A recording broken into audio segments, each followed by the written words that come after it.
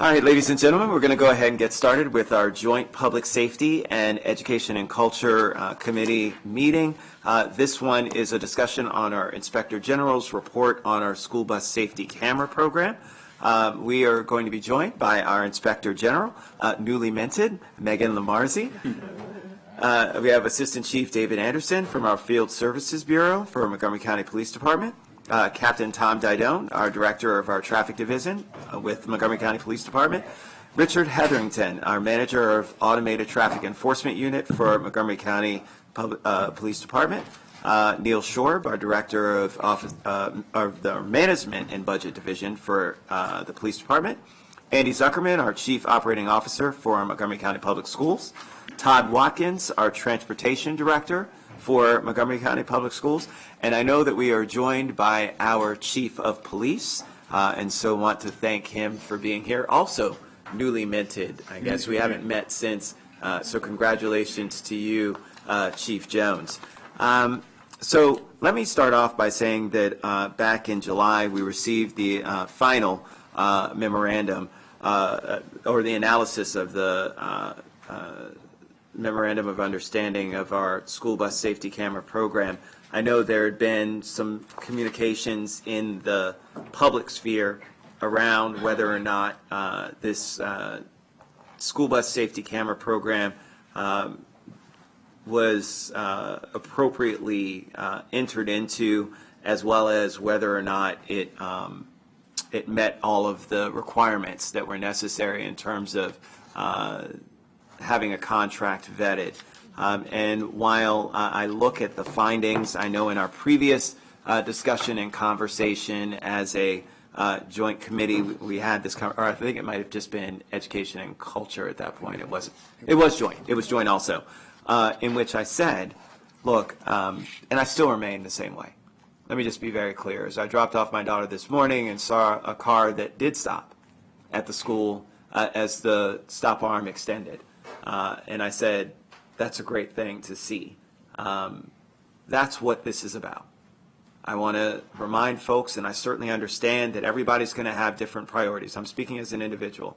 For me, I care about the safety of every single one of our kids, just as I know that every single person on this dais does, and that's more important than any dollar can ever be, because no dollar can ever bring anybody back. And so from that perspective, that's first and foremost in my mind. And as chair of this committee, that's where I stand. I don't speak for my colleagues, but I will tell you that if we had to spend money to ensure the safety of our children, just as we do when it comes to our school resource officers, I raise my hand and I vote for it every single day, because I know how important that is. As we talk about ensuring the safety of our kids in schools, it's not any different whether they're on a school bus or they're in school and there's an active shooter. Both of them can take a person's life like that. And we need to understand that. And so investment in making sure that that happens is incredibly important. Now, at the same time, should we make sure that we're following all the contracting procedures that are out there to ensure that Montgomery County taxpayers get the best deal for the money invested? Absolutely. But we need to ensure that first and foremost, what's driving this discussion is about the safety and well-being of our children, and making sure that we have that. The reality is, and I know anecdotally, we have stories of how these cameras have not only protected our children outside in terms of us making sure that we followed up with drivers that passed school buses, and hopefully they learned their lesson about not doing it again.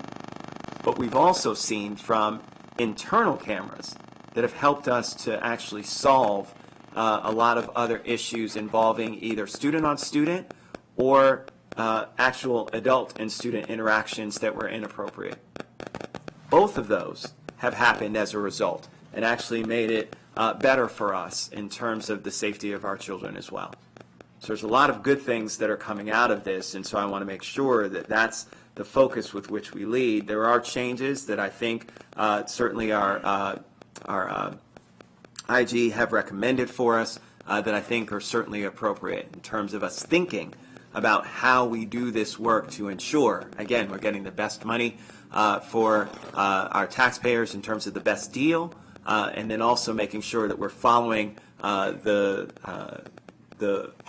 appropriate structures that are laid out when it comes to how we do our contracting.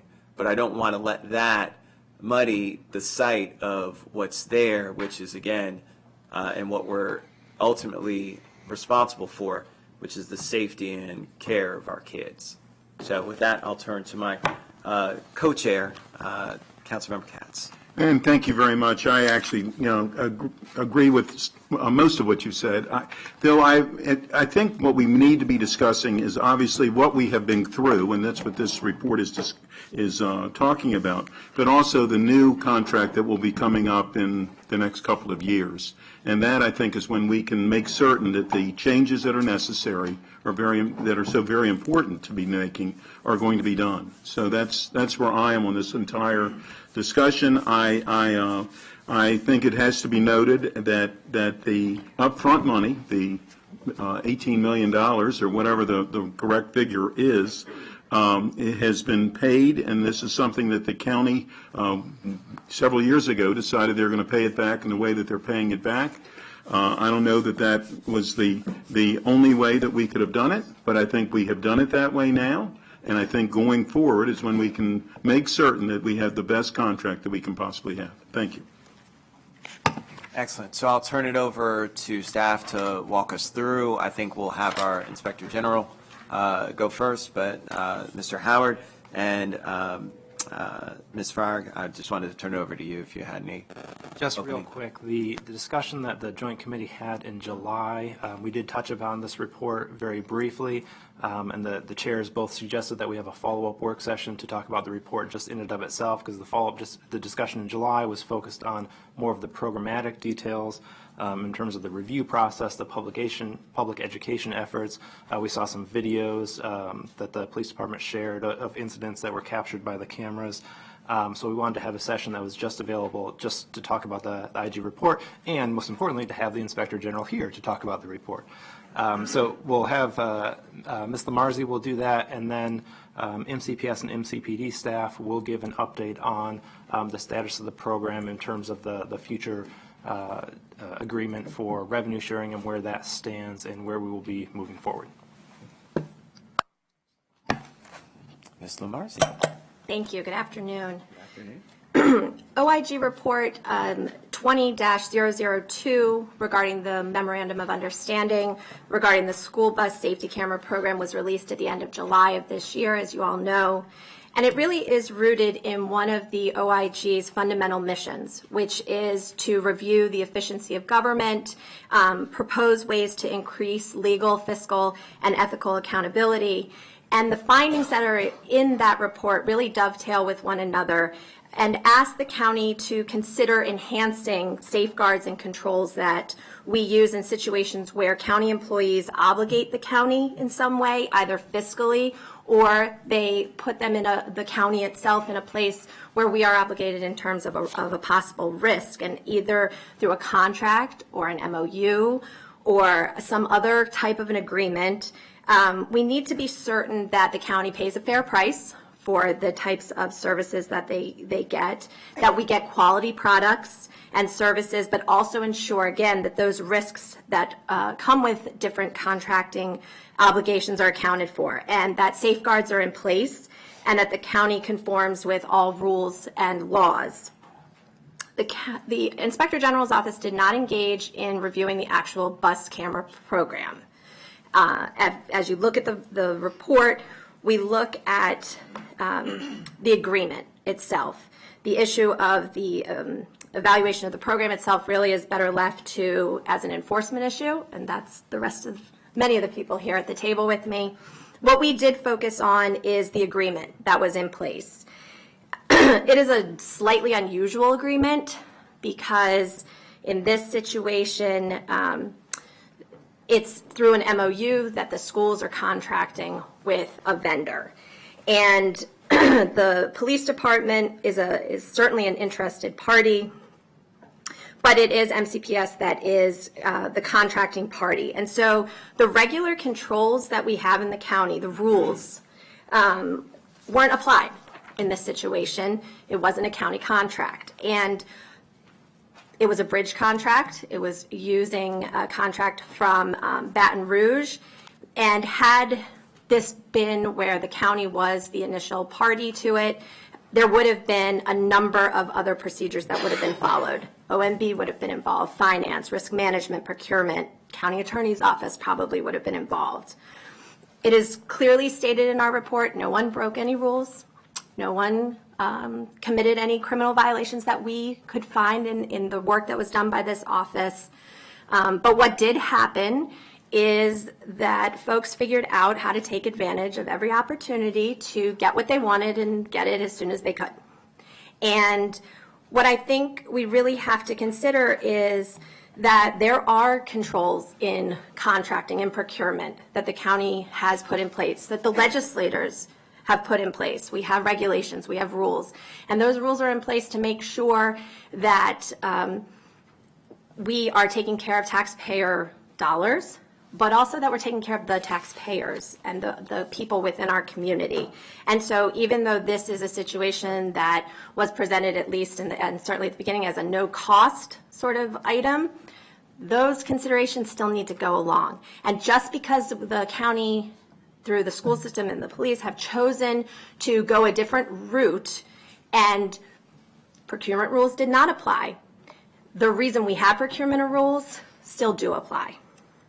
And so our office, the concerns that we really have is that when a county employee on behalf of this county takes on risks and takes on costs, that maybe what needs to happen is there are still some controls in place and that the county needs to reconsider having those controls so that we are sure when we are procuring something that the needs of the county are met, that we have a valuable product that is reasonably priced, that the county is associated with quality, reputable partners, that the interests of the citizens are protected.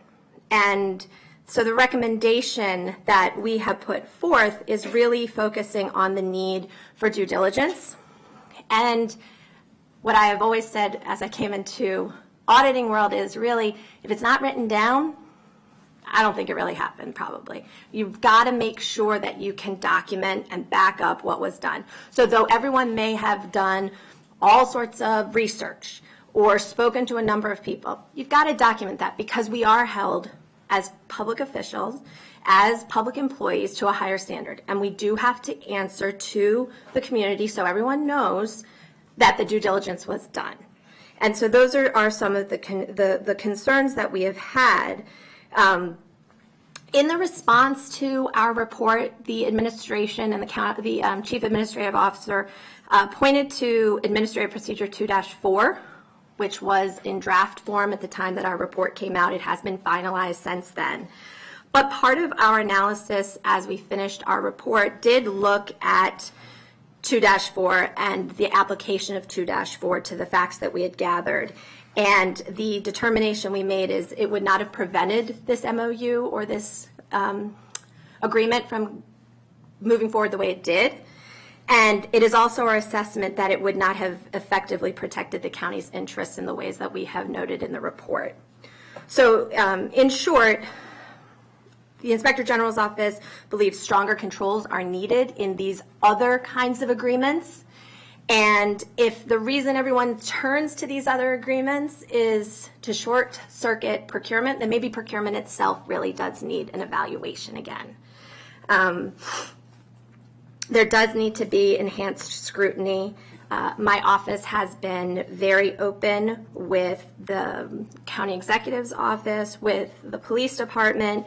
I have opened my files to them to share any other information that was gathered during our investigation and during our report. And the real hope is that by sharing all of this information, it will assist in what is occurring now, which the chair spoke to, which is the reevaluation of this contract. All right, I'm going to turn to Captain Anderson. Good morning, Assistant Chief Dave Anderson for the record. First of all, I'd like to thank the Inspector General for her words and her investigative efforts into this. I will tell you that when I came into my seat, the bus patrol program was still relatively new. The issues that had transpired down in Dallas took place, and I had a conversation with Captain Didone and Rich Hetherington, who's also here, about what we knew at the time. And I just want folks to understand that this is a public safety issue. I sit in front of you as a police officer talking about money, and I don't like that, because that's not why I'm supposed to be sitting here. But it's a byproduct of this type of enforcement. We don't have the ability to police every bus route in Montgomery County every hour it runs. It'd be in the tens of millions of dollars every year for us to do that. But I say that because I do think that there was a process followed, as I understand it. It may not have been the Montgomery County process, but I'll let Dr. Zuckerman talk about the process that they utilized to, through their procurement, through their vetting process, to actually look at this. And I would like Captain Didone just to give a little bit of a background into how we got to bus patrol and kind of where we are today, and then I can expand a little bit further.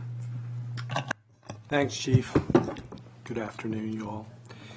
As you know, the council was a big part of bringing school bus safety cameras to Montgomery County. The legislation passed in 2012, 2013, and it was after a one-day study found that thousands of buses were being passed by drivers.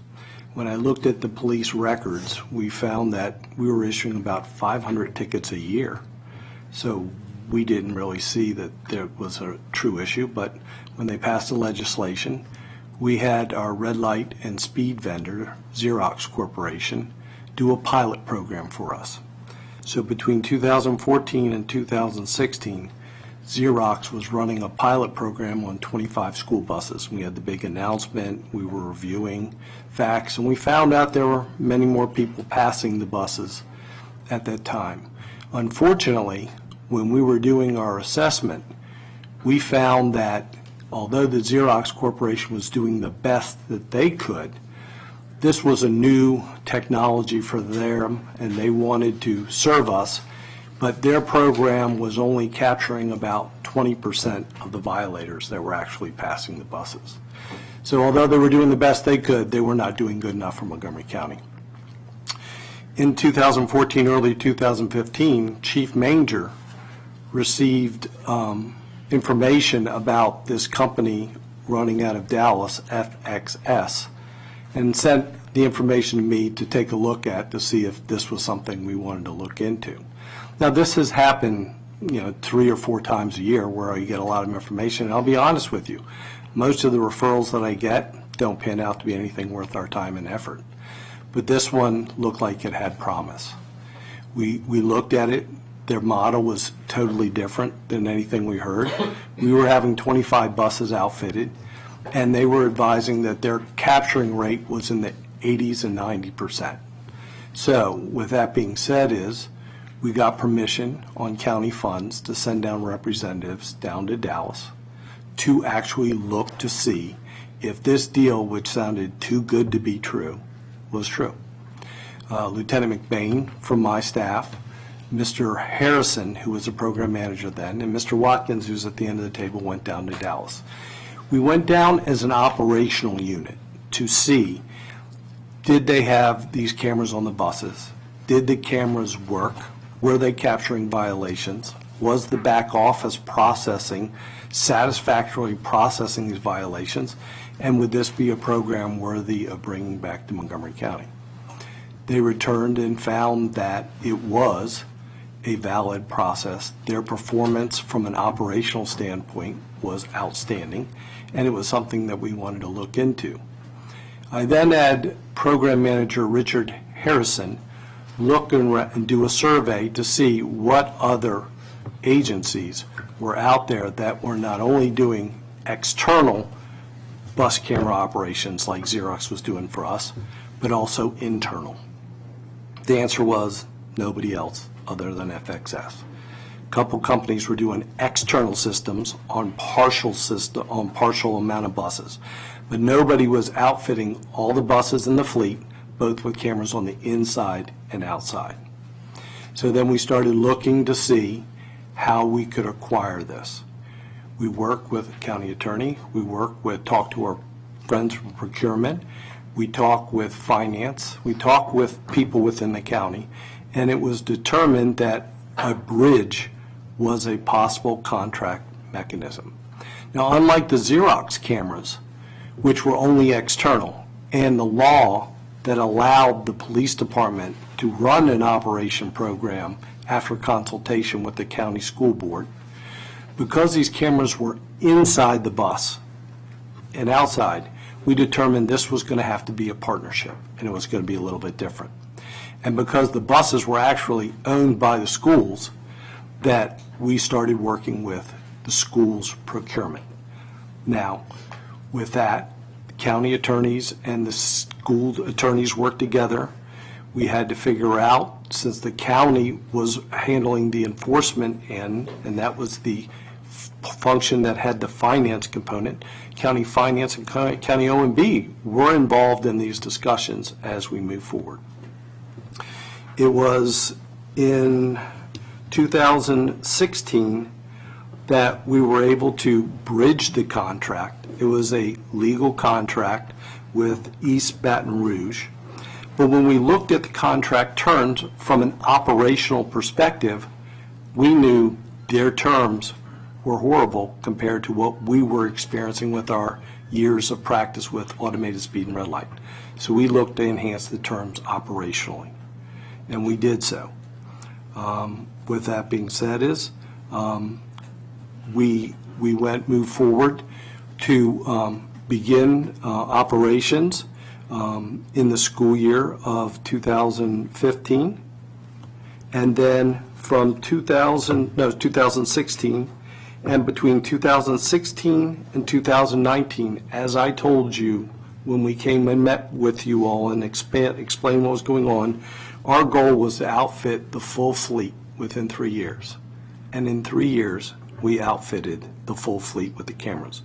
And like Councilmember Rice said, he knows my passion was to protect our children, and we needed to protect all our children, not 25 busloads of them.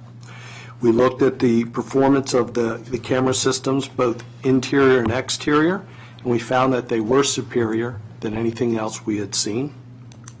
In the same 2.5 years, we issued 4,800 citations from the Xerox Corporation, but we issued over 100,000 citations in Montgomery County. And then we identified, as Councilman Rice said, near misses and criminal situations. So I do acknowledge that I do not have background in finance, but we did work with finance. We believe we used the school's procurement regulations and worked with the schools to make sure that we brought this to the county as expeditiously as we could, because time was important, but hopefully doing it by the numbers. And with that, I'll defer to Mr. Zuckerman to talk about procurement regulations. Thank you, Captain Didone and Assistant Chief Anderson. Good afternoon, council members. I'll just be brief and add to what my colleagues said, that the school system procurement procedures may differ than county procurement procedures, and I think I would agree on a go-forward basis with the Inspector General. I think one of our critical lessons learned around this partnership, that is, if we're going to do something that effectively is a joint contract administration. We are the contract administrator, but we do this clearly in partnership with the police department, that we want to make sure that on the front end, we are sitting down and looking through and seeing where our overlap is with procurement. Bridging is perfectly normal procedure that we do quite regularly in school districts. And as the Inspector General said, not only were no laws broken or rules broken, but procedurally, nothing was done wrong. So I think that what we have here is a sense of how can we do this differently in the future, and we're very interested in that conversation. We're very, very pleased from a public safety standpoint and a student safety standpoint. One of the benefits of having the cameras, because we've talked about this a lot on the MCPS buses, and we hold the contract, There are student privacy protections that are put into effect by us holding the contract and us having the cameras, and that was a key piece of this. And we also felt as though there really was sufficient due diligence that was done. And there is some documentation in a big binder that we've produced of everything we've done that's been public record before the board's fiscal management committee, the Board of Ed, the county council, and so forth, just around this process, around our team and the police department's team looking at what the other competitors were in this space. And ultimately, we decided that from a cost savings and purchase price, reducing the administrative burden in procurement, promoting our goals of operational efficiency, that bridging made the most sense. And so that's why we went forward with that approach. And we look forward to the discussion today, because this is an important program for our students and for the county, and we want to make sure that we're doing this in a way that we're good stewards of the taxpayer dollars, and we're meeting your expectations on a go-forward basis. Thank you. Well, thank you very much. Let me just, and I'm going to call on my colleagues in the order except for, and I apologize, Councilmember Glass, and welcome, but I do want to turn to my colleagues who are on the Joint Committee first, and then we will go to our folks that are joining us. I made that mistake in our last meeting, so I promised I wouldn't make that mistake again. That was a rookie move.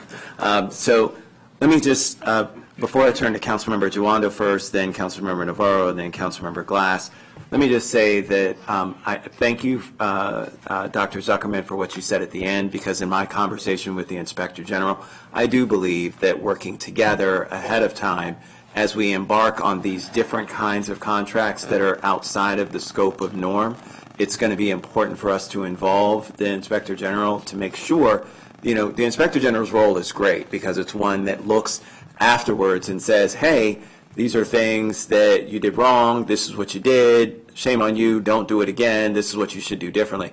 But it'd be even better if we engage the Inspector General from the beginning so that we didn't even get there to where people aren't asking any questions. And then it gives us more protection in that we can then say, we consulted with the Inspector General, we're good, and we know that this process is clean and does everything that it needs to. And so I would just encourage us to think about that as we embark on these new sorts of situations, that we talk about those things in particular. Councilmember Juando. Thank you, Councilmember Rice, and thank you all for being here.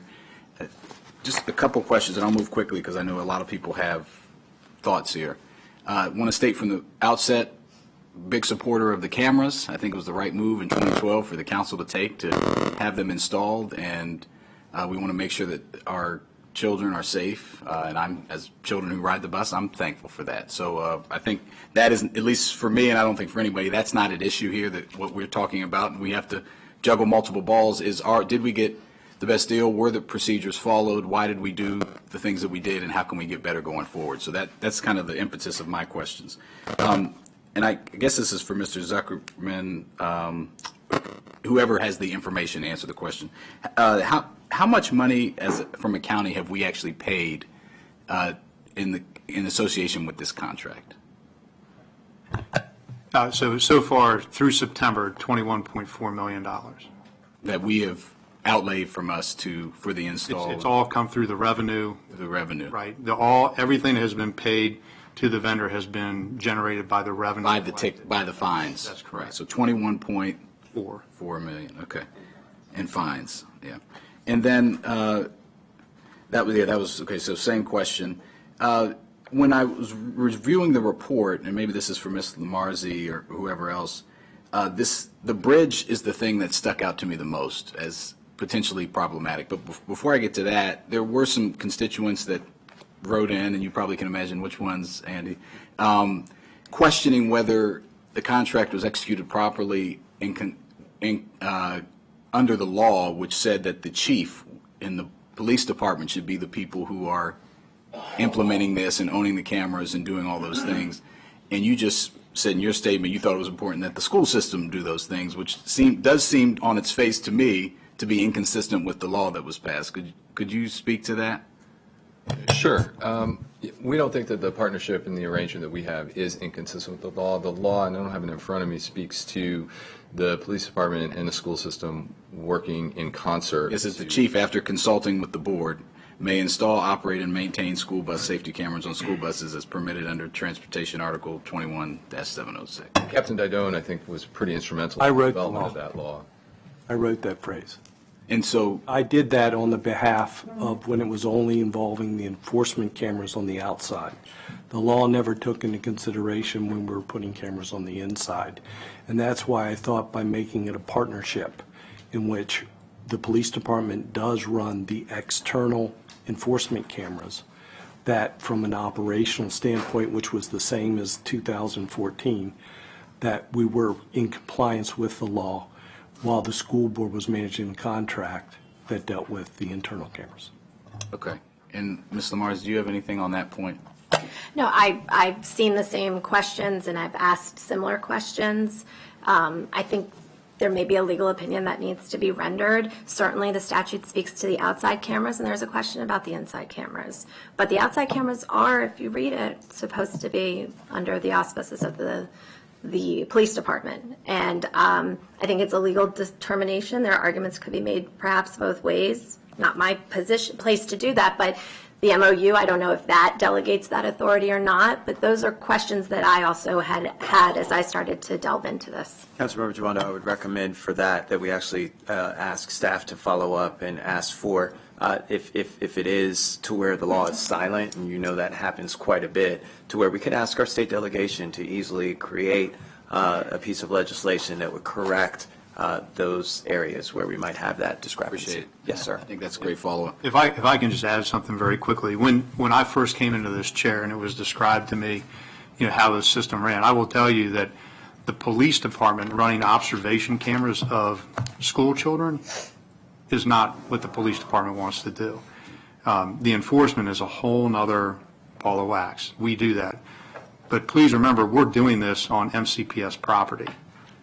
And we do not want to be involved in situations dealing with the privacy of juveniles or privacy issues in general. That's the biggest contention we deal with in our line of work, Fourth Amendment issues. Yeah. So we're very, very sensitive to that. And I think that's just an important point to remember, that from our seat, we have to be very thoughtful in that part of this conversation. Yep. And I agree. I think I agree with your analysis of why you would not do that, and why I understand why the decision was made, but I'm just saying if we need to clean up the law, we might need to look into that.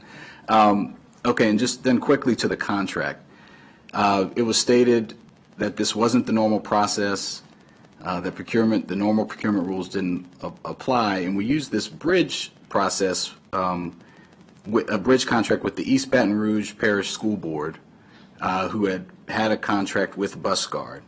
And so can you speak to, Andy, why you'd made the decision to move forward? And answering that question, why did we structure the contract differently, where my understanding of the East Baton Rouge contract is that they had an immediate revenue sharing agreement in their contract, and why did we choose to forego that revenue sharing? So I'll turn it over to Mr. Todd Watkins, Director of Transportation, to talk a little bit about and Captain Didone too, I'm sure, about some of those decision points.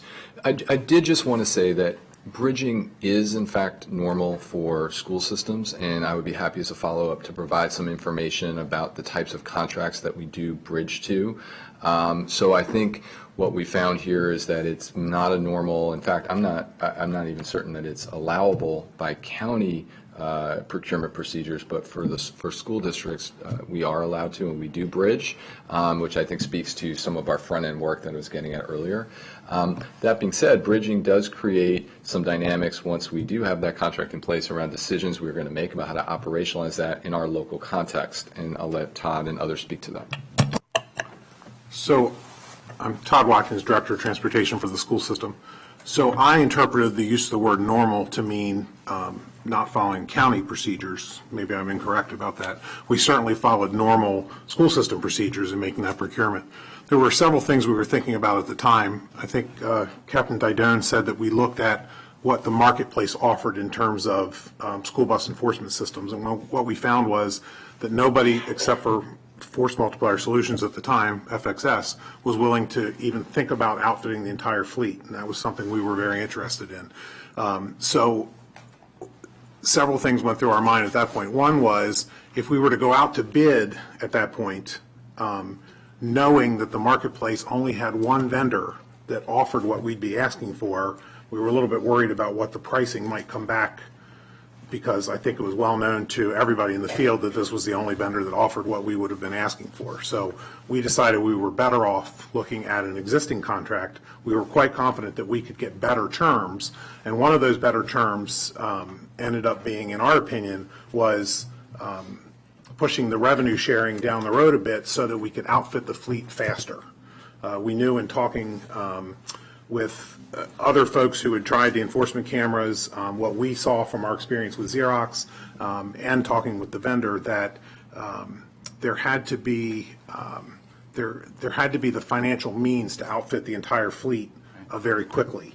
And so we decided that that was our top priority over immediate revenue sharing, and that's why we kind of kicked that can down the road a bit so that we could get the fleet outfitted more quickly, so that not only would we get enforcement on all the buses in a shorter time period, but we also did not have complete camera coverage of our entire fleet from an observational standpoint, and we were really interested in getting that going as quickly as we could. So, okay, so just to summarize, you only thought there was one vendor that could do it.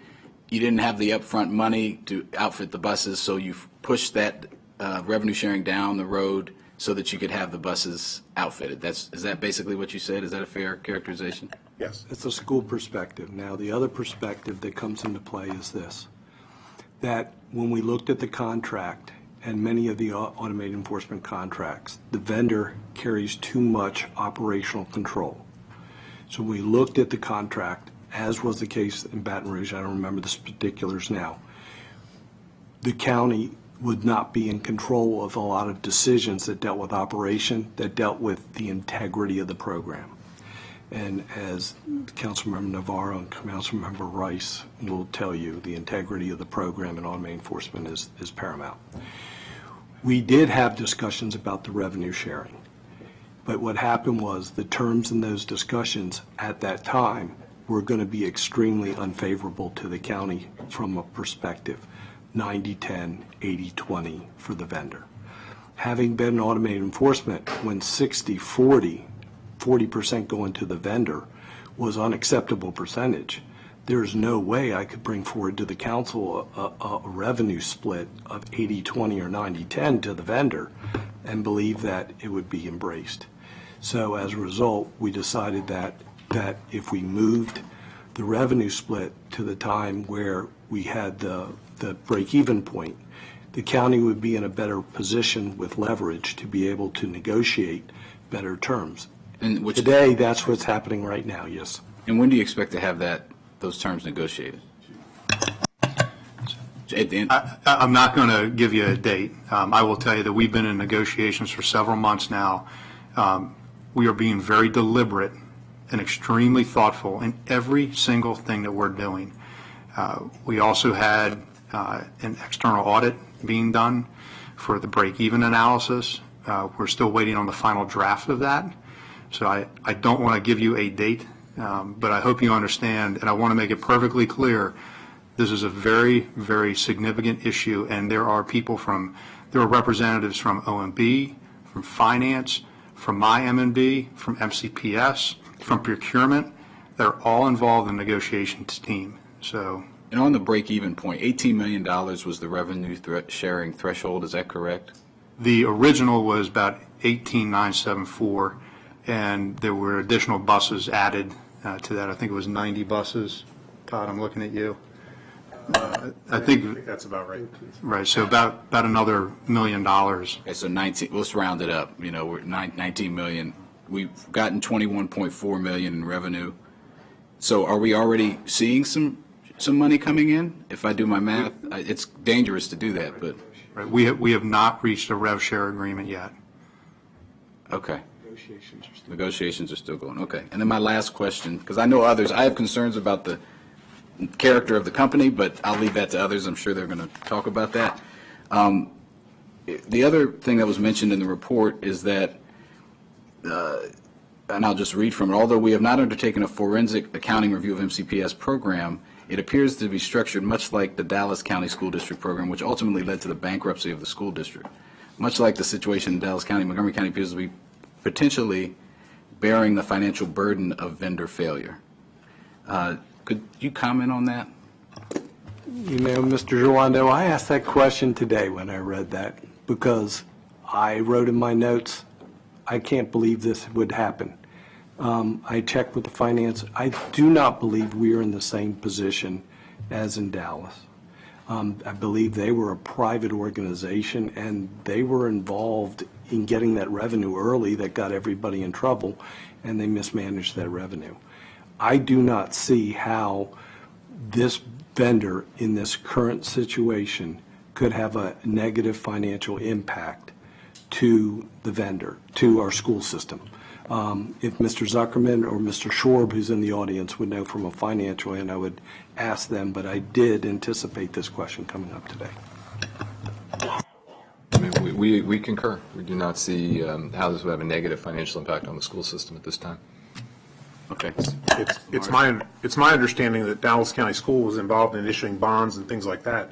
The Dallas County Schools took on quite a bit of debt in the beginning of their program. We have not put out any money that did not come from fines in our program. So I don't think the financial risks are anywhere even in the same ballpark. Do you have anything to say on that? Okay. Thank you, Mr. Chairman. Thank you very much. Council President Navarro. Thank you. So first, let me thank Ms. Lamarzi for her presentation and the report. I think that, we have had many sessions on this particular program, and I think it is appropriate that now that we have a new procurement director, and actually during our interview of Mr. Shetty, we spoke about, the areas that needed to be strengthened and some of the streamlining that needed to occur, and many other things. It's too bad that he's not here today. But I think that we couldn't take a lot of the recommendations from the Inspector General's report and make sure that Mr. Shetty is able to work on designing some kind of approach when we have a situation like this, which is a very unique situation. We're talking about the lives of our students, lives of our young people. And we've said this time and time again here as parents and as just drivers, we see this time and time again.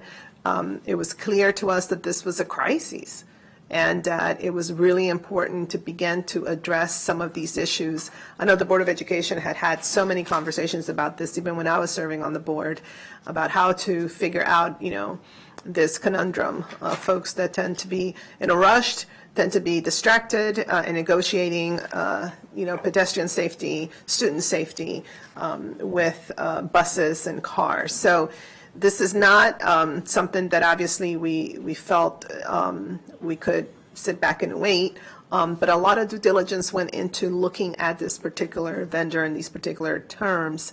And at the same time, we do have that responsibility to ensure the taxpayers' money is being spent wisely, that we are fulfilling that duty. So I think this is poised to be one of those types of examples moving forward where procurement should come in and put forth some kind of protocol in instances where we have to weigh public safety and that urgency with a, drawn out procurement process that works against that policy goal.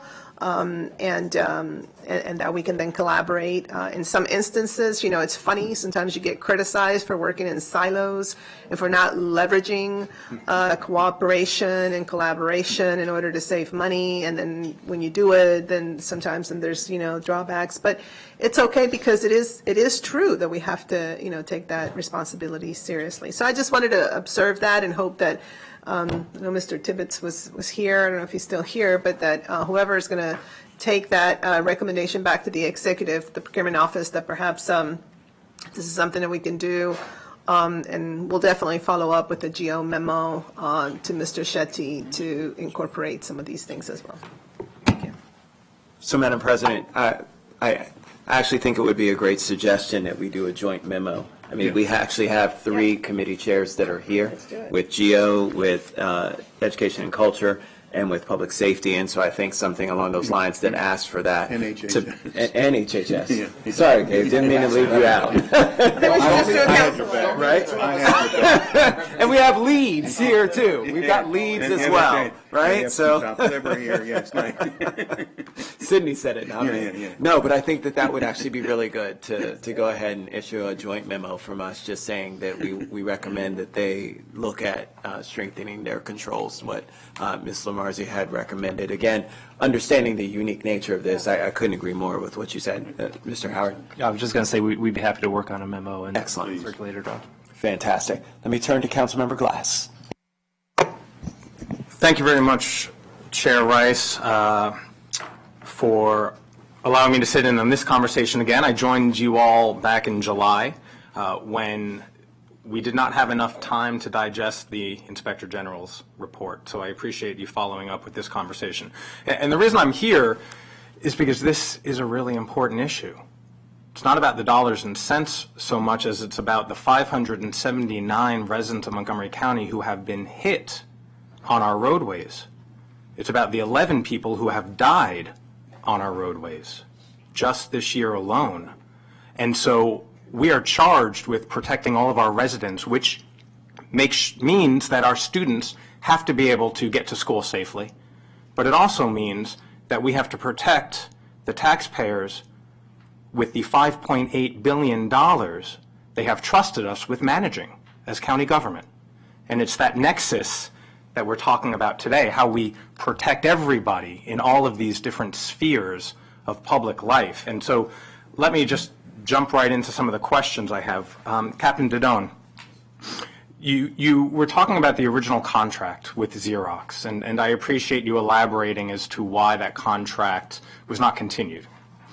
It was not elaborated upon in the Inspector General's report, so thank you for that. But let me ask you another thing that wasn't elaborated on. Within that contract with Xerox, were we generating any revenue at that point in time? We were. The investment for the county was $250,000, so that was taxpayer money. And I'm trying to recall, I can have to get it back to you, but we were breaking even or just barely making revenue. We're releasing the cameras for that much. Right. So, but the revenue coming in was pretty close, if not. I think initially we weren't breaking even, but I think near the end we were squeaking out a small amount. But part of that was due to the vendor not meeting the terms, and then we were surging $1,500 liquidated damages on them every month, which from a business perspective is not a way to go. Well, hold on. And I'll find out, and I'll get it back to you, Mr. Glass. Sure. And hold on to that thought regarding terms, because I'm going to come back to that in a little bit. So according to the Inspector General report, in 2015, when the bridge contract was agreed upon, you all went down to Texas to take a firsthand look at that work. In 2016, we signed the contract with Force Multiplier Solutions. Then in 2018, the CEO of Force Multiplier Solutions, the Dallas County School Superintendent, and the Mayor Pro Tem of Dallas pleaded guilty to crimes involving bribes and kickbacks in connection with Force Multiplier Solutions and the contracts they entered into with that school district. The Inspector General learned about this through media reports in August of 2018. And since then, we've learned of another school district, the East Baton Rouge Parish School District, which has had serious reservations about their contract and work with Force Multiplier Solutions, going even so far to say in the 10-year contract, which began in 2011 and extends to 2021, they're not quite sure any work has been performed by Force Multiplier Solutions after the 2015-2016 academic school year. So my question is, how confident are we that there have been no improprieties in this no-bid contract? Well, I can start off by saying, it's an excellent question. When this came to the public light, I went to Chief Manger, and I explained to him that the department was not contracting and working with the Dallas branch of FXS. We were working with what I was under the understanding at that point as a leasee out of Lorton, Virginia. So although all the information was going on about Dallas, because we negotiated the terms of our contract, where, as I stated earlier, that we had the integrity and we had the control, and I believe that we were separate from that. Now, of course, that is concerning to everybody. There's nobody that's not going to stand here and tell you it's concerning. But I was very confident that our operation, our process, we go to greater lengths to meet with our vendors and work with our vendors on a weekly, bi-weekly basis than any other automated system that we have, that I believed our safeguards are in fact. Now, hindsight, after the fact, I would like to have known more before it happened, but I'm very happy with the Inspector General's report because of the information, the audits, and all that has transpired after us. I have great confidence that we are in a good place, but I couldn't do that before, and I was concerned when it came out. And sir, if I can just add on to that, when I became aware of the media reports through the Inspector General, I will tell you one of the first things I did was open an internal affairs investigation into this to look at my people. We've since, I've talked to MCPS, and the MCPS has a system that they run their businesses through to check their viability. We have done the same thing with Dun & Bradstreet through the county. We've run a Dun & Bradstreet report as well. But please remember, and again, we have a non-disclosure agreement with the vendor, but we have a break-even audit that is really very in-depth, and it looks at their financials as it relates to their business with us. And I can tell you, I will promise you that, I have a whole team of people, to include the county attorney, that are looking at every piece of that report, and anything that we see as a possible issue, we will address. To set the record, or for the record, my question was not an insinuation. And I know you didn't interpret it that, but I just want to say that. Ms. LaMarcy, was the fact that an internal review done, was that part of the IG report, or was that known to you? It started before I came into office. I know it was raised. I believe the first time we heard about it was when this group was before the Joint Committee at the end of July. Got it. Okay. Thank you. Next question. It had been referenced by Captain Dodone and Mr. Zuckerman, actually, just here, that this program has not had a negative financial impact on MCPS or on the budget. But while the contract and through public conversations, the council and county government had been told that this comes at no cost to the county, so far there have been supplemental appropriations or budgetary appropriations to the tune of $750,000 to support this program. So how do you rectify the fact that it's cost nothing, yet we've given more than about $750,000 towards it? So I think, not splitting hairs, but I think our estimate was closer to $700,000 in terms of our allotment of personnel. Having said that, I will just tell you that, and I hate to speak very broadly, but that issue has not gone unnoticed by us.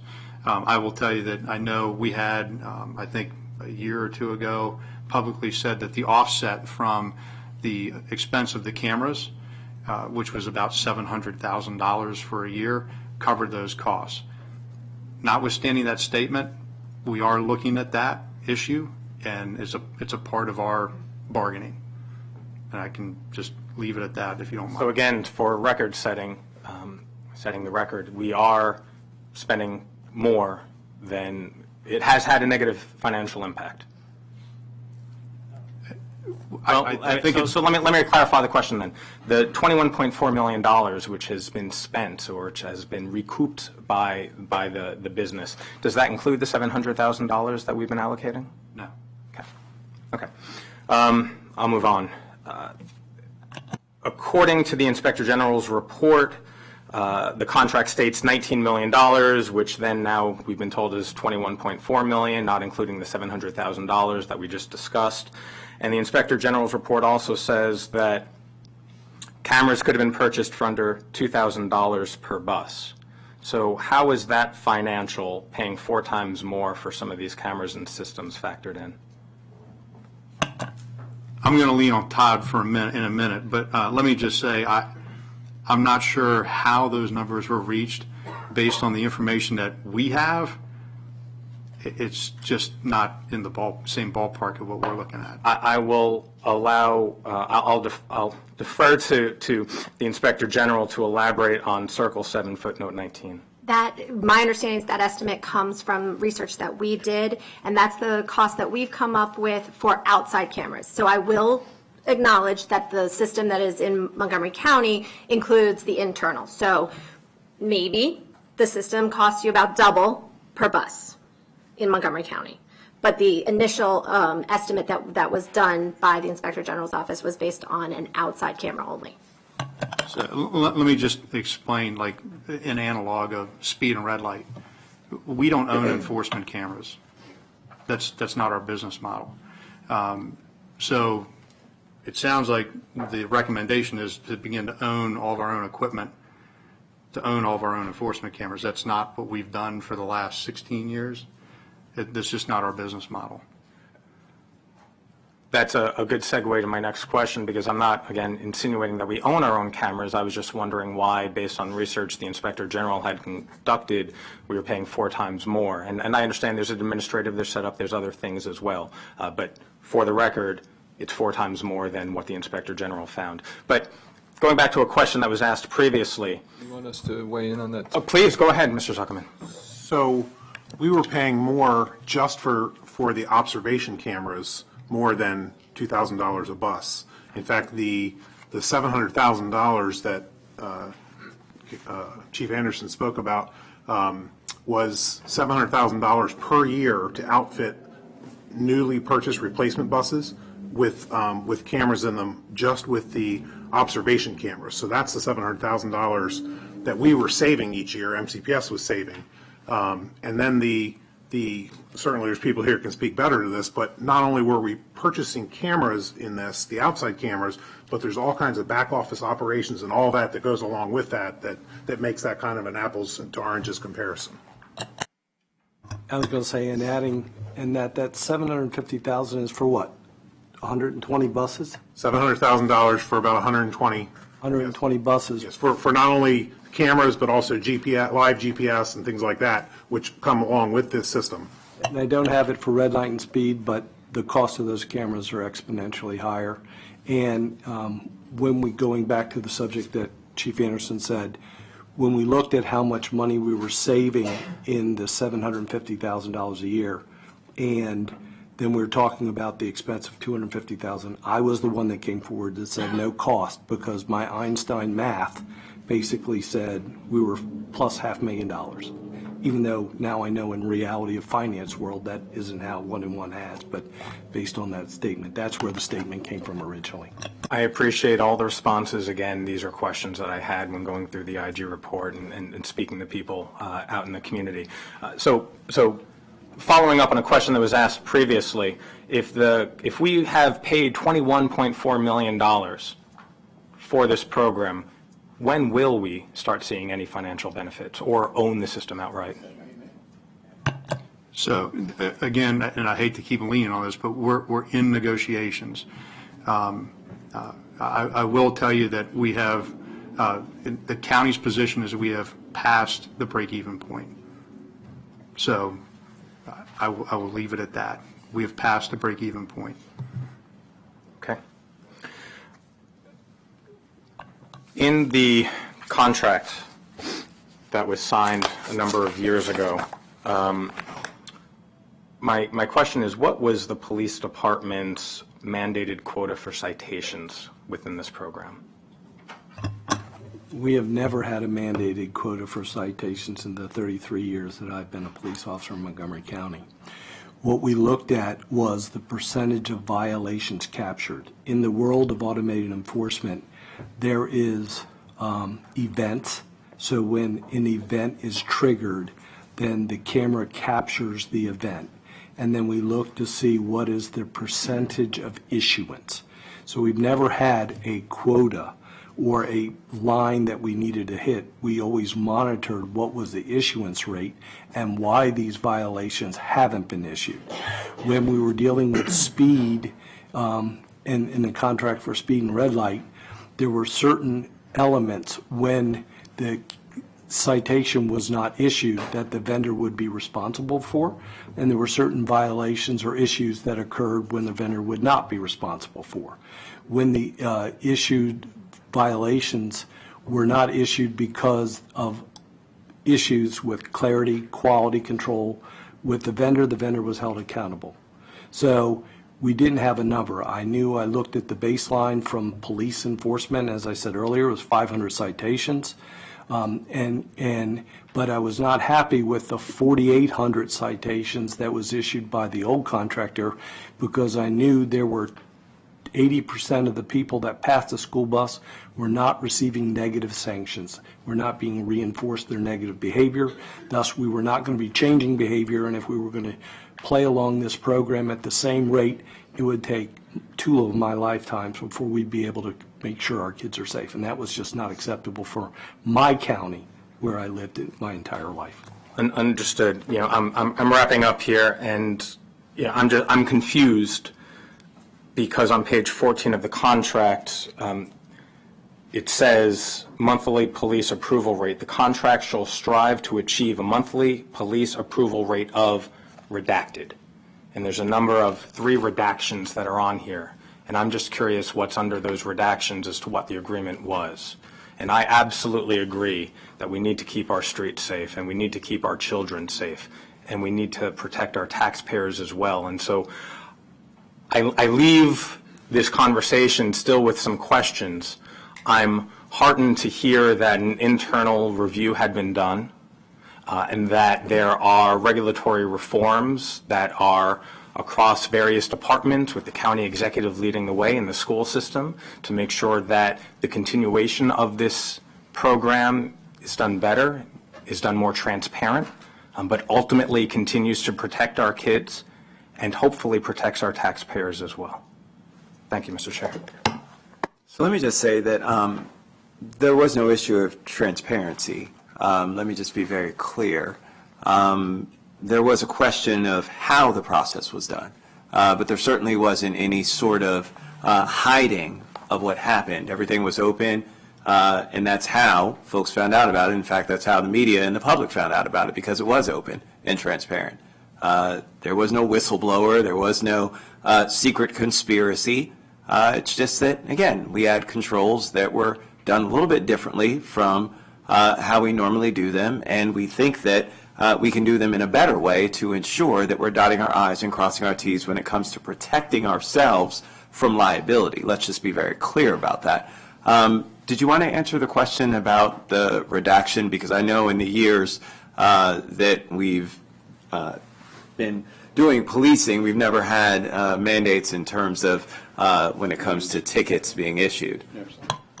So we put some performance benchmarks into the language of the contract to hold our vendor accountable to produce quality evidence for us and make sure that we're capturing the best possible things that we can. With speed and red light, there's a multitude of reasons why you could void an event and not turn it into a citation. Blurry tag, rental vehicle, things like that.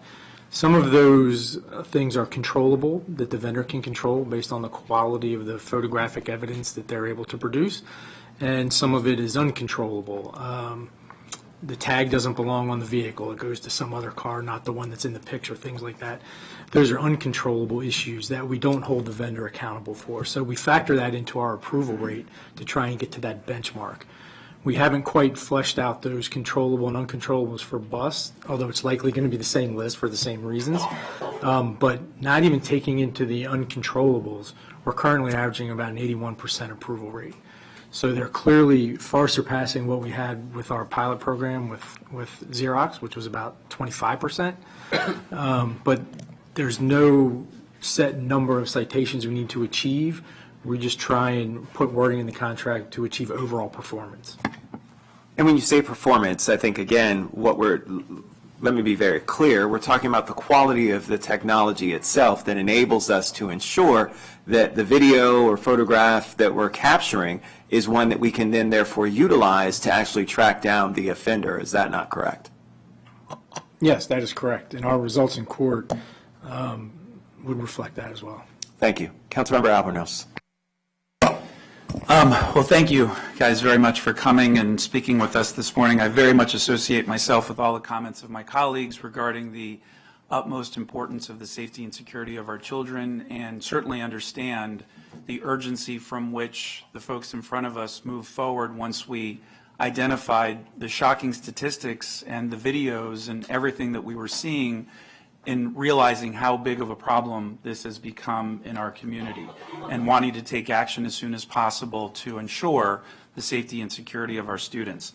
I am also very familiar with bridge contracts. As the former director of a department in the county, I know they can be a valuable tool in partnership with other sister county agencies to be able to advance and make sure that we are complying with our service as public servants. But I really want to acknowledge the great work of the GO committee, and also Mr. Shetty, who I think is going to bring some fresh perspective and find out if there's a better way moving forward, so that we don't have to rely on tools such as bridge contracts, that there are other mechanisms that we have within the county that get us to where we need to be as quickly as we want to be there.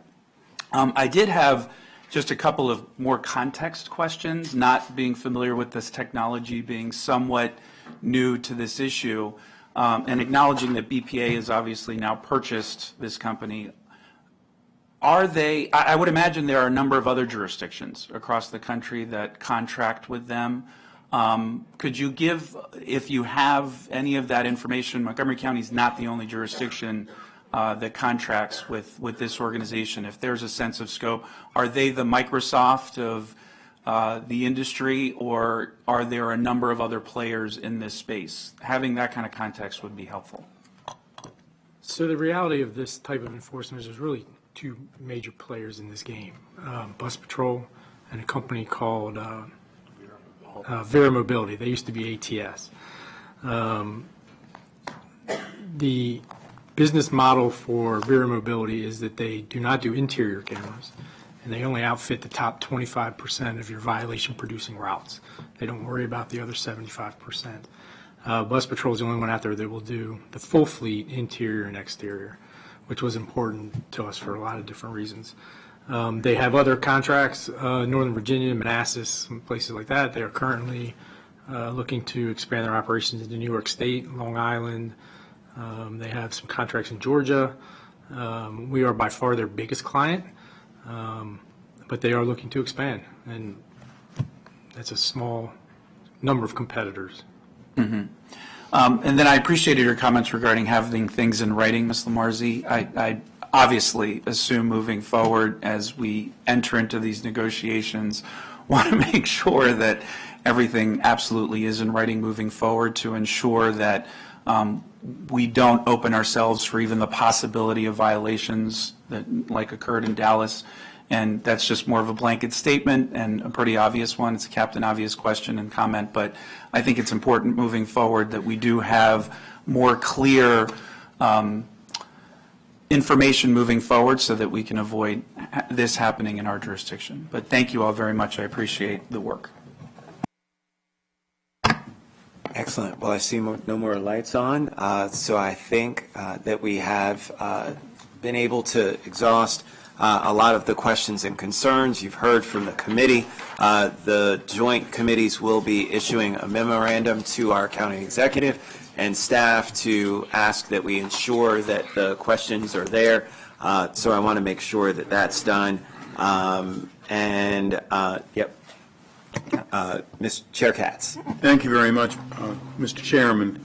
I'd like to recognize a fellow who's sitting right in front of us, Dave Anderson, who this will be his last meeting.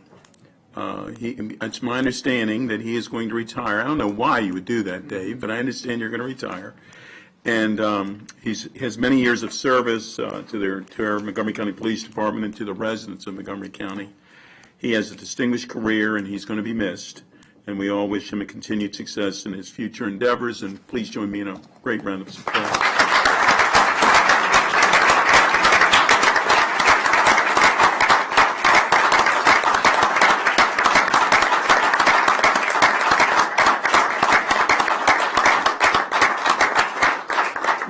Might I say, Dave, we'd applaud a little louder if you decided not to retire. Thank you. That's so true. Well, thank you very much. And we are going to go on to item number 2 on the agenda, our public safety feeder programs in MCPS and Montgomery College.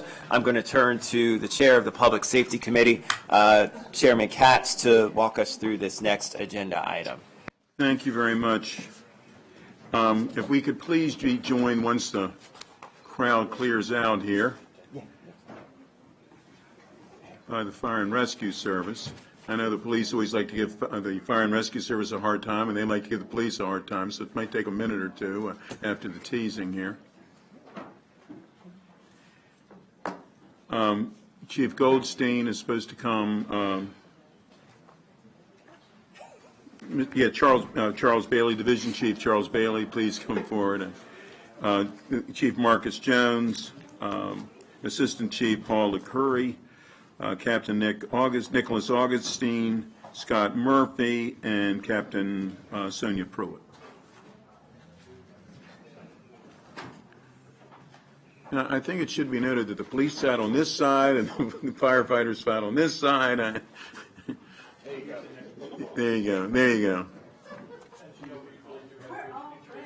Yeah, there you go. Interagency. There you go. I'm impressed.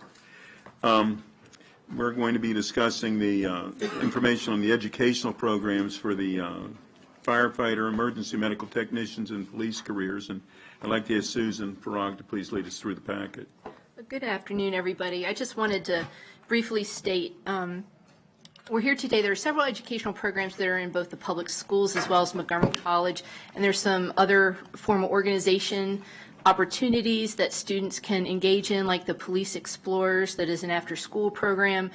Both the police and the fire department are here. Mr. Murray is here from MCPS. He's sitting in the front row there. In case you have questions about from the MCPS perspective, it would be helpful if the police could walk through several of their programs. They've got more to discuss. And I've got some discussion issues listed on page 3, if those are any questions that you would like to ask. Please. So, good afternoon. Good afternoon, Chief. It's a pleasure to see you all today. Excuse me if my voice is a little scratchy, but lots of tears when Dave Anderson retires.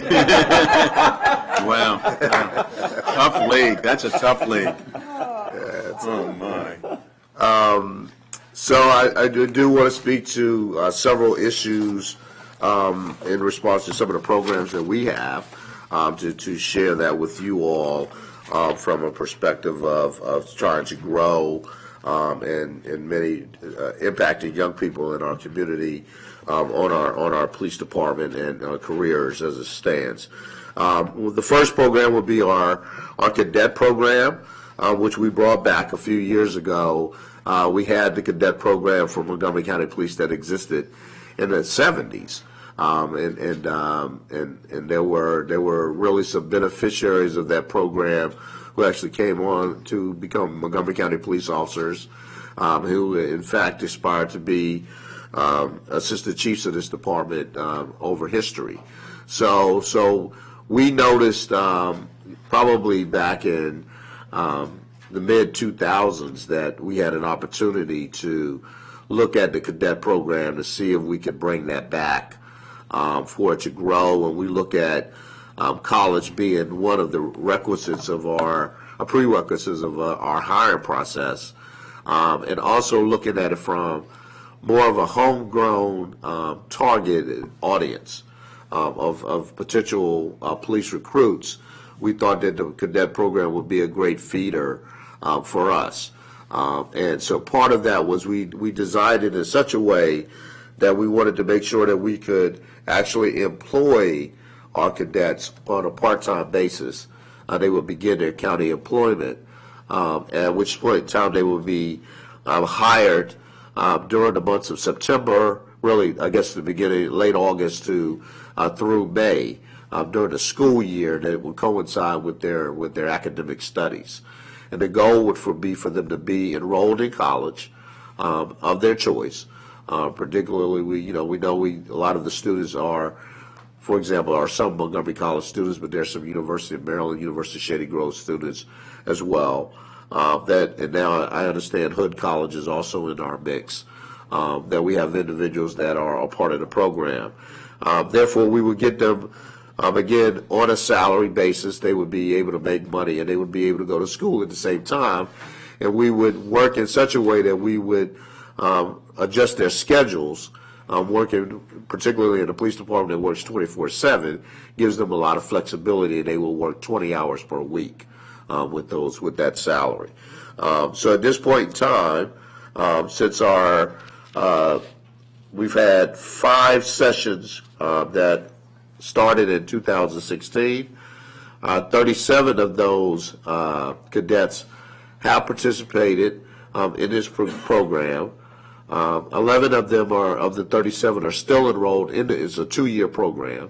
So it gives them 2 years to gain the minimum amount of college credits in order to begin their career as a police officer. Recently, we've just had some cadets that have decided that they wanted to continue with their college education, to continue to go the full 4 years, which we highly recommend from that standpoint. But I think once we've given them the baseline of what a police career looks like in Montgomery County, it's a really good selling opportunity for us to be able to hire them. So and it provides us with the ability to also have some diversity in our ranks, and to really focus on a lot of different areas in the county. So currently we will hold 12 positions per year. We are trying to grow that to approximately 20 in order for the cost. It costs $159,000 for 12 allocated positions that we have, and we have some support through our training academy that helps to guide that program. But we are looking to try to expand that to about 20 cadets. That would, of course, grow the actual the cost of the program, but we think it's well worth the funding that we will move forward with. And again, the program requirements just for the cadets themselves was that they would need to maintain their full-time status in college, as well as maintaining a GPA of 2.0. And just if they don't maintain it, when they check back with us after their first semester or second semester, if they drop below, we'll put them on a probationary status to help them to improve, so we can hopefully get them to maintain and grow that and help them counsel in any way that we feel that's possible. So that's a cadet program. Did you want to touch on the other? Yeah, I could briefly touch on the other ones. Also, I have with me Captain Nick Augustine, who can speak briefly on our volunteer as well as the law enforcement apprentice program. Good afternoon, Captain Augustine, Director of Police Personnel. The Volunteer Resource Section falls under my division, which has the LEAP program, which is a Law Enforcement Apprentice program.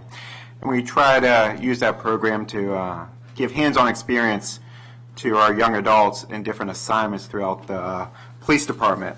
It has been very successful. It's a program that's been on for over 20 years now, and I can even speak to the success as I was an intern before becoming a police officer here in Montgomery County.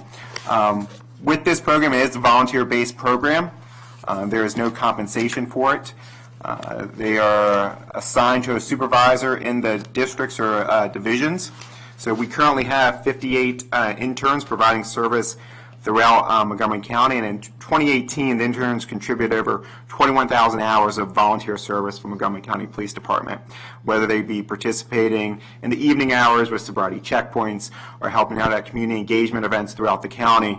They are a very vital part to the department, as well as getting the experience to be a law enforcement officer or another position within the police department.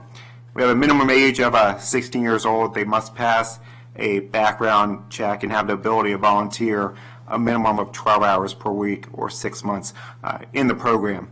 We've had 16 interns in the last 3 sessions of our police academy, so it is paying off and seeing them come into our police academy and be successful in completing that program. Thank you, Councilmember Jawanda. Thank you very much, and good to see everybody. I just am chiming in because I have to actually go to a parent-teacher conference shortly, but I wanted to ask one question, and thank you all for your efforts in ramping this up on both sides of our public safety officials. Chief Jones knows this, but and Captain Pruitt knows this. When I was 18 years old, I participated in the AmeriCorps program with the Montgomery County Police Department, and it was a year-long program where I got paid and then I got scholarship money to go to college, which I used. And a big shout out to Wayne Farrell, who's the one who got me in the program. That discontinued at some point. I am aware that there are other programs throughout the country where they are leveraging AmeriCorps dollars to bring in young people. Could you speak to when that stopped here and why did it stop? And are we open to looking into it, picking back up? Because I think it's just another on-ramp to getting young people involved. No, I think AmeriCorps was a great program. I don't know exactly when we ended it. I want to say probably right after you probably. Oh, okay. All right. Well, I was just so good. I was so good we had to stop. You broke the mold. We could replace it. Right? Chief, you're very fortunate that the vote for you was last week. So, but I know we have not done it for quite some time. So, but I think it is well worth a look for us to take a. Yeah, and it's not our money. Right, exactly. And I know there was a lot of federal cuts to that program that I think happened around probably the early 2000s, from what I remember, or maybe even prior to that. But I think that was one of the main reasons we didn't go after it, because of the federal cuts to the program. And the other thing I'll mention, I know in Massachusetts they have a program, the Police Assisted Addiction and Recovery Initiative, which works with law enforcement there to create non-arrest pathways to treatment and recovery. And that was just last year. So it's just something to look into as a potential funding source, and we can follow up with you separately. But thank you for all these. I'm excited about these programs continuing, and want to see if we can find more ways to grow our own. And that's something I think we agree on 100%. And I would be remiss if I didn't really highlight one of our featured programs that have been going on for quite some years, for over 25 years, and that's our Police Explorer program. And this starts at the early age, as early as 14, and it goes up to the age of 20. And we've had this program go on, and it's a part of a program that we extend out to our youth that have done some tremendous work. We have, I think at this point in time, we have 32 youth that are actually participants that are enrolled in this. Students that registered attended Montgomery Blair, Wheaton, Quince Orchard, Newport Mills, Watkins Mill, Northwood, and Kennedy. And 2 of them are actually homeschooled, and 2 were enrolled in Montgomery College. So it shows you a wide variety of the impact. And they do a lot of community outreach and community engagement out in our public. They'll work the county fairs. They work a lot of different events that they give. And these individuals also will participate in a national competition each year. And they do their own fundraising. They're a 501c3, but they're connected to this department. And we have officers from our department, as well as Gaithersburg City and some other participating agencies that actually help us out with mentoring those young people, and I think it's vitally important. That's a vital important program for our department. And did you want to speak to the Thomas Edison School of Technology, the leadership in law enforcement? Good afternoon, Captain Sonia Pruitt, Director of Community Engagement. We have a program called Law Enforcement and Leadership. It does occur at Thomas Edison High School. This is for a committed group of young people who are interested in learning a variety of contemporary law enforcement topics, to include constitutional law, police functions, community relations, use of force, and ethical issues such as racial profiling and implicit bias. The class has a time period of 3 class periods daily, so they really do have to be committed. It's offered to juniors and seniors upon successful completion of either a national, state, and local government class or an advanced placement government class. And students who successfully complete 2 semesters, which it is 2 semesters, with an A or B may receive 3 college credits at Montgomery College. The material is presented by Dan Murphy, who was a retired Secret Service agent and Prince George's County school teacher.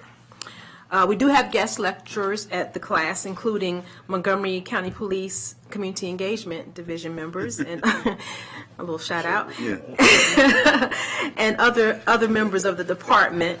And the emphasis is on the county police's mission, vision, and organizational values. As I stated, it is currently being offered at Thomas Edison High School, and we're looking to do a future expansion to Seneca Valley High School. The program started last year, so we've had a total of 63 students that have participated. We have 40 in the class this year, and the class number is really determined by Montgomery County Public Schools. We're in partnership with MCPS. Demographics, 40 female, 23 males that have gone through the program so far, 35 Hispanic, 13 African American, 8 white, 6 Asian, and 1 multiracial. The students themselves are responsible for transportation, which is why it's important that we try to expand this up county to Seneca Valley so that more kids can participate. And right now we're working on our MOU. So we already have one in place, but we have to review it from time to time, of course. And it's been a very successful program. Good. Thank you. Councilmember Rice, please. So I really want to thank you, and it was the council president and I who were talking and whispering about this program. And quite frankly, because of the makeup, when you look at 40 females, we know that we're trying to grow more women on the force, but then also the makeup, when you look at ethnically, where they are as well, addresses who we are as a community and where we're looking to grow the most. And so from that perspective, certainly speaking as one individual council member, the more we can do to continue to support programs like this that are working, our partnership with Montgomery College as well. When we pull from our schools, and shout out to Scott Murphy and MCPS, when we pull from our schools, we're pulling and getting that diversity that we want. It's the same reason why we've talked in Education and Culture Committee about growing our next batch of teachers from our school classrooms. And so it should be the same thing with our officers and looking at growing our next cohort of officers from the classrooms of MCPS. Those are the people who know the community, right? One of the reasons why we wanted to go in the direction we did with you, Chief Jones, it's understanding the community, being aware of the nuances that are here in the community, knowing who the people are, knowing the challenges that we face, all the things that are there. It checks all the boxes for us. It really, really does. And so just kudos for all these great programs that are there. We certainly need to double down on these efforts. And so expanding to Seneca Valley will help to do that. We're really excited about the opportunities that Seneca Valley has been able to present us on so many levels and being able to build on what we saw, which was a great model at Edison and in the Wheaton area. And so it really is just promising. So I just wanted to say kudos to you, but let's make sure we continue to grow this and don't be shy when it comes budget time for talking to the county executive. And I want to make sure, I wish there was, there's OMB here, all right, to make sure that we're talking about this. I mean, because that's what our community wants. That's what our community challenged us with, right? Making sure that we grow an even more diverse force. And so all we're doing is we're answering a call to what they've asked us to do. So thank you for that. Thank you, Mr. Chair. Thank you. Could I ask Mr. Murphy to please come to the, if somebody will make room, you can ask one of the police officers or someone to please. And if you would please speak to not only this program, which we all applaud, but also the 911 Dispatch Academy. I guess that's also, that's under, Yeah, I think that's in Montgomery College. oh, that's Montgomery College. Okay, so if you'll just speak to this one, please. Yes, thank you. Scott Murphy, Secondary Curriculum Director at MCPS, and we share the excitement for these programs. I think for all of us, you know the emphasis on career readiness in the system. You know about the planning that's underway for a wide range of programs at Seneca Valley. We talk a lot about the tech talent pipeline, but we also are talking to our kids about the pipeline to public service. And the law enforcement leadership program, the fire and rescue program, as well as developing the next generation of teachers. These are all really, really important to MCPS. So we were thrilled to launch this one last year at Thomas Edison High School, moving up county to Seneca Valley. And I think in a few minutes you'll hear about the fire science and rescue at the Public Safety Training Academy. Thank you. Councilmember Albornoz. I'll be brief, and I apologize, I have to leave in about 15 minutes as well. But these programs are important. They have value. They work, and they're planting seeds. But I think it's the everyday interactions that our first responders have with our youth are just as important, if not more important. And I've told this story before, but our SUN program through our HHS division led by Luis Cardona, this summer I was at an event in which there were youth from the neighborhood who didn't actively participate in formal programs, but the balloon artist wasn't able to go. And so we had MCPD there actually making balloons for those kids. And to see the interaction between those students and the officers were there was just as impactful, I'm sure. And so I think as we talk about opportunities to more proactively engage our youth, not only through formal programs like this, but in everyday interactions, is what's really going to make a difference. Thanks. Thank you. Any other? Thank you very much, Ms. Murphy. And does anybody want to talk, speak about the Dispatch Academy, the 911 Dispatch Academy?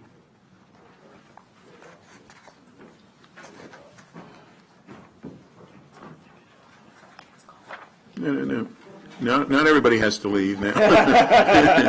It's musical chairs. Yeah, there you go. Thank you. Please. This is Rob Williams, Deputy Director of Montgomery County 911. This academy was started to really provide a view for other people that are interested maybe in 911 dispatch to get a taste of what it's about. It's just a different view of looking at it. I think this program was developed largely by looking at some other agencies that were doing the same type of thing to provide a college-level experience to introduce people to public safety 911 call taking and what that's all about, to increase our view in the public of maybe people that are interested in doing this job. And thank you. And I understand that it's obviously been a successful program and continues to be, but that not everybody that goes through the program actually comes to Montgomery County. Is that? Yes, this is something that's being worked in conjunction with some other agencies as well, other counties that have people can apply to the county. They've not gone through a background, they're not employees, but it's to give them the opportunity to see what it's about. So this is initially at the end of this particular class that they were taking, they get the ETC, the Emergency Telecommunicator Certification at the end of this. That we're working on getting the protocols that we use in the county to have a class with that. I think they just did one for EMD, which is one we use, but there has to be, I believe there's a certain number of people that have to sign up for that class to do it. So they're still continuing to work on expanding the program. Thank you. Okay, I think that's all from the police side, and let's ask the fire side, please. So, Scott Goldstein, Fire Chief, and as Mr. Murphy was saying while he was up here, as well as Chief Jones, the collaborative effort that Dr. Smith, all the folks within MCPS, it was a 2-year effort for us to get the high school cadet program back on track for the 2018-2019 school year. The coordination and the activities related to that is a very efficient to engaging with, as Mr. Rice said, getting folks within the junior and senior year academic process to utilize that as an opportunity to spread into careers, to spread into public safety or others.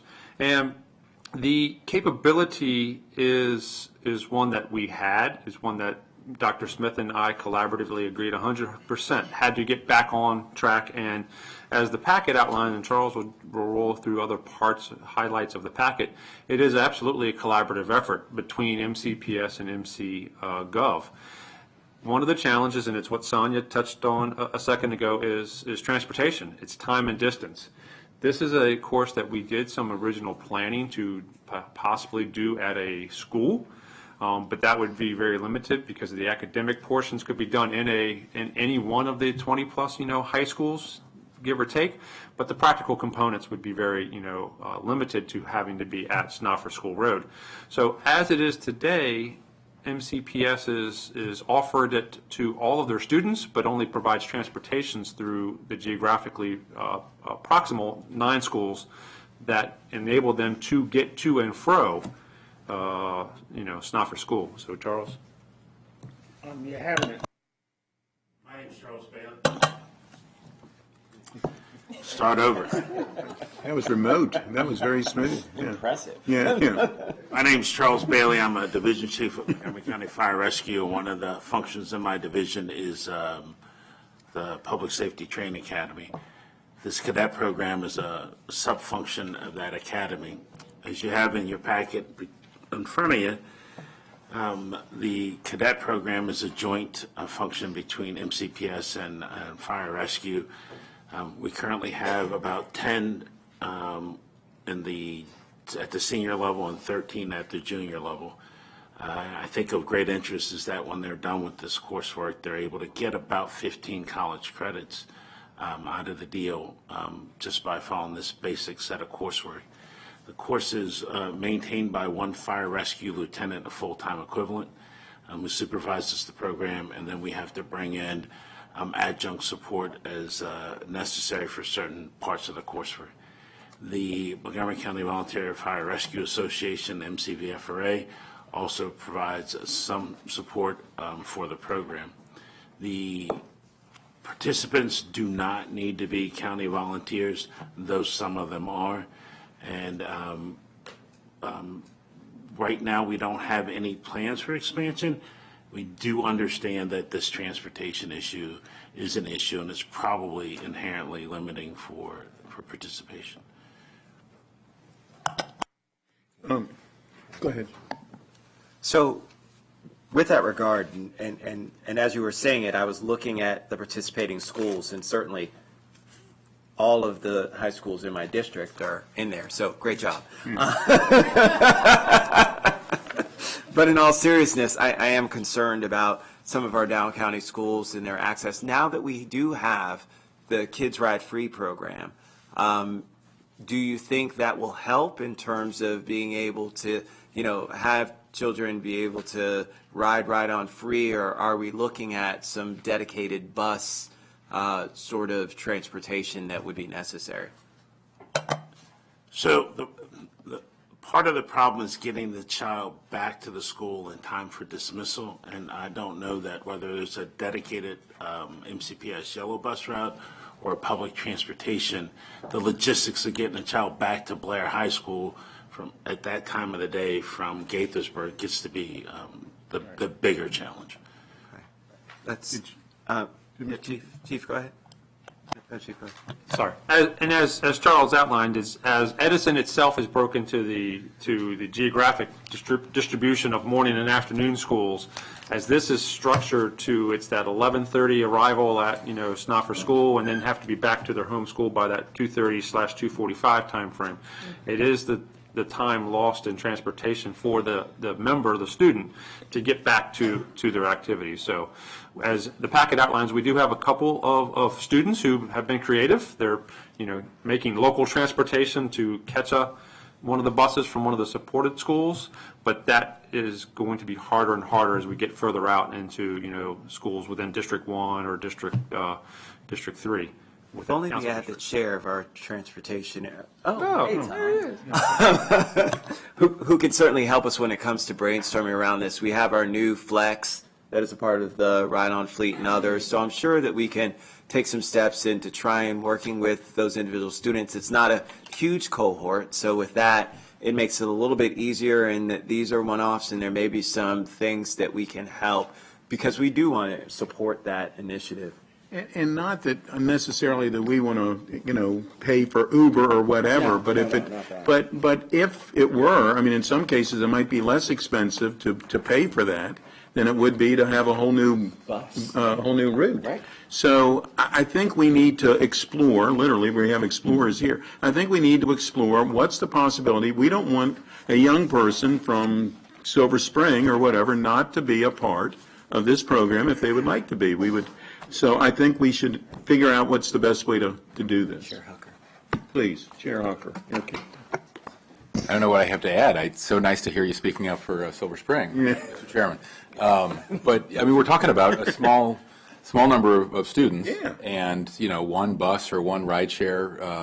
And, you know, Blair's a magnet, as you know, and being on, we have a member of the Hall of Fame here, recent inductee here, so I don't need to tell him about Blair High School. But not every student at Blair High School needs to go back to Blair High School, is my guess, too, right? They might be coming from the Up County in the first place, so we might want to, anyway, we can take this up and T&E are offline. Thank you. Thank you, sir. Okay. And then and we're going through the questions. So the one question that I don't know that we've touched on is the barriers to the police program, about the some of the applicants might fail a background check, and are we letting our students become aware as soon as possible what background checks they'd have to, you know what I'm asking? Yes, and what we're finding is that there are some of our young folks that are sort of dabbling in the use of controlled dangerous substances that would disqualify them to be in the program. We're making some adjustments to it that would look at sort of the amount of time that the Training Commission requires you to not to have utilized a certain amount of that drug, and if you could make it through that period of time. While in our program, and we would have said that if you had used it, for example, in over a year, then maybe we would then allow you to come into the program knowing that you had 2 years and that you could still meet the minimum qualifications if you didn't have any subsequent usage during that time period. So that's one of those types of barriers that we sometimes, but we have to have the conversations with our folks about, what will disqualify you from a background check going into these, trying to be a police officer. Yeah, I thank you. And I have to tell you that I remember when the DARE program was so prevalent in Montgomery County, and I used to, in fact, Lieutenant Robert Wilkes just retired last week, I guess, from Gaithersburg City. But I used to tease him that he was the most powerful person in Gaithersburg, that every fourth grader knew him, or whatever grade it was. I mean, I was one to stand next to Robert. So, but it really does make a difference in a child's life when they can see a police officer, or a firefighter too, but a police officer, especially during good times, that they become really officer friendly. And so I think we need to keep that in mind dramatically. Any other questions that we? I just thought it might be helpful to go through a little bit the difference between the police cadet program and the intern program, since it's about the same age group. One gets paid, one doesn't. Do they get different types of assignments? Is there more depth in any particular program, that type of thing? So the cadet program, you are a county part-time employee, so we have a limited number of positions for it. When we opened this in February for the upcoming class, we had approximately 60 applicants that were applied to be a cadet. Unfortunately, we are only able to fill 9 positions due to background issues, as well as their knowledge of what they were getting themselves into. We do require them to be full-time students, which is not required as part of the intern program. To be an intern, you can be 16 years of age, where a cadet, you have to be enrolled full-time. And that was another obstacle to some of the cadet applicants, is because the cost of full-time, as well as time commitment, because some of them were also working other jobs, part-time jobs. So as far as the training-wise, interns work at their own pace when they're available to come in, as long as it's okay with their supervisor, which is most likely a sworn police sergeant. Whereas cadets, they have assigned schedules that is worked with their college schedule. So we look at each person's college schedule and decide what hours would be good for them and what assignment would be, so it's not taking them off track. They're required to maintain the 2.0 GPA throughout the time. And then the cadet program only runs from August to May, and then they are off during the summer months. And then if this is their second year in the program, they'll come back in the August time for their second year in the program. I just had one other thing to mention on the fire side. The middle school, MCPS middle school program had a fire science summer camp over the summer, and I believe this was the first year it was in progress. And I just want to put on both my mom hat and my analyst hat because my son attended. It was an extremely well-paced, in-depth program that was very enjoyable. Whether or not, what are the costs to both the MCPS for that and fire, and do they plan to do it in years coming?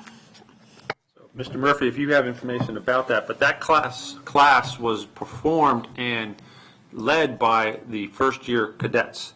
So the folks that had completed the 2018-19 school year cadet program as firefighter 1, firefighter 2s, put on that camp for the middle school folks.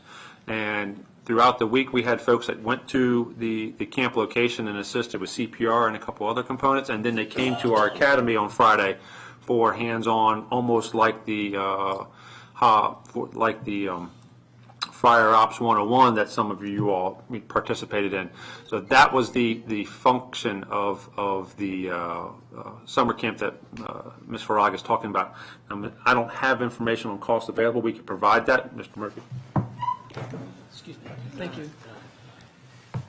Yeah, let me just say that middle school camps, summer experiences are a big part of our strategy, not just with these programs, but sort of all things career readiness. So we had camps last year in engineering, in coding, in hospitality management, in business and finance, and so our plans are to continue to expand. We have federal grant funding through the Perkins Grant that supports some of that, and we have many of our own staff who help to coordinate it. So we have just kind of an expanding array of things happening over the summer with an emphasis on middle school students, and this is a big part of it. Good. Go ahead, please. I was just talking to Captain Augustine on the side before this was mentioned, and so again, one of the camps, the Summer Rise Camp, is just one example of the many camps that we run and where as well as the patrol camp that we run in conjunction with MCPS. So again, we understand that the outreach begins before some of these formal pathways, that every officer is also a recruiter or an ambassador for our department. And again, that's some of the first times that we do it, from everything from when we have other organizations that want to come visit the police station, be it Cub Scouts, or when we have the canines go do a demonstration, let's say at an elementary school or something to that effect. Those are all opportunities to get people interested and to promote some of these more formal programs that we have. And again, to have those pathways that are, from 14 to 21 years of age to get people interested in public safety is I think we're on the right track, and we're always looking for more ideas to expand that.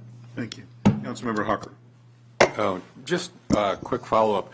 On the Councilmember Rice's point about diversity in the schools driving the diversity in the cadet class, is it, I know what the schools look like, but is it a safe assumption that the cadet class, those 12, reflect the diversity in the schools as a whole?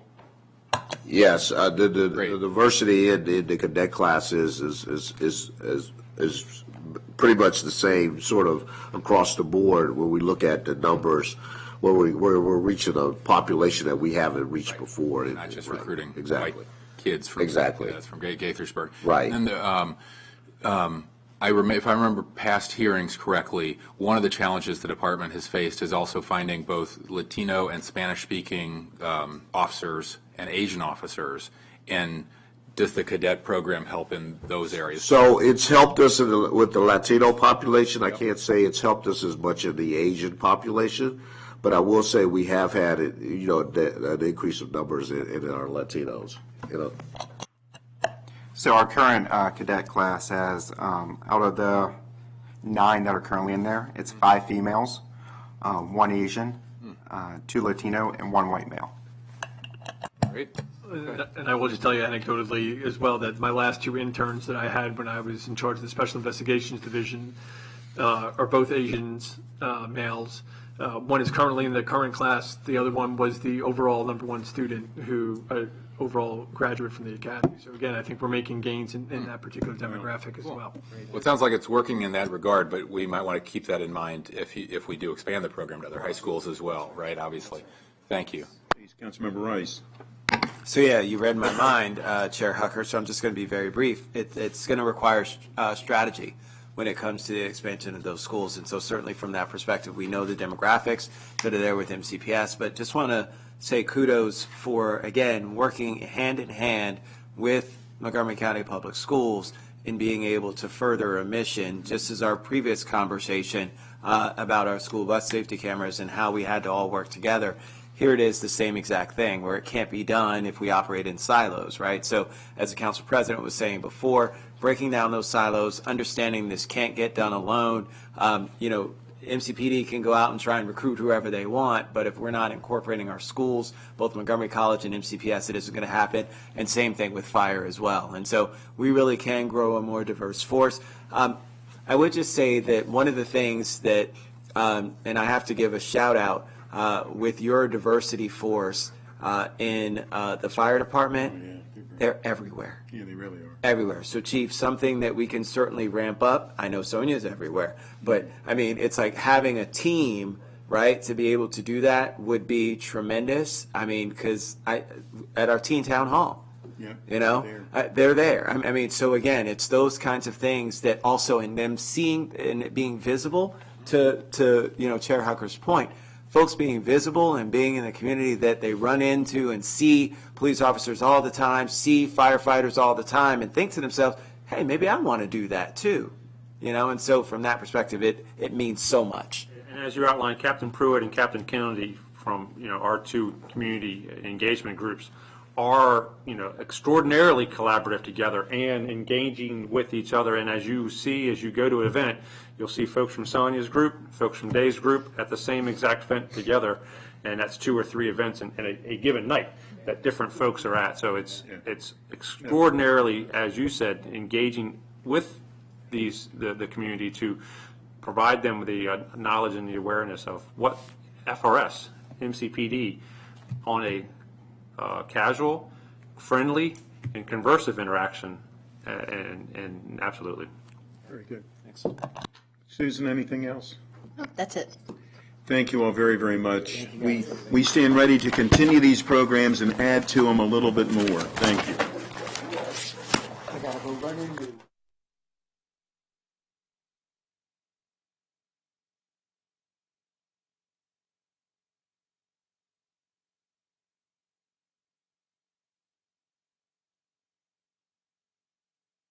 This station is updated with up-to-date transportation information to aid you in your daily commute. For an accident on Norbeck Road, Maryland 28 at Avery Lane. The westbound lanes are closed. Travel slow on Interstate 270 in the following locations. Northbound on Interstate 270 from Clarksburg Road, Maryland 121 to the truck skills. Go slow on Interstate 495 in the following locations.